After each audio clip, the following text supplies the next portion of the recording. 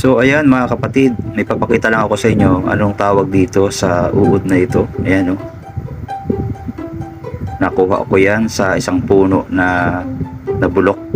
Nagsiba kasi ako ng kahoy, tapos lumabas yan ang dami. So ayan, pakita ko sa inyo yung kahoy na pinanggalingan yan.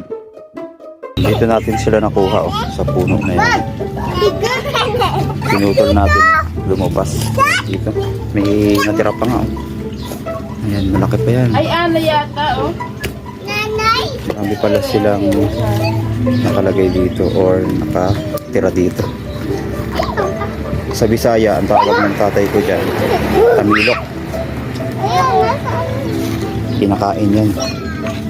So may napalad tayong vlogger na kumakain yan. Mo!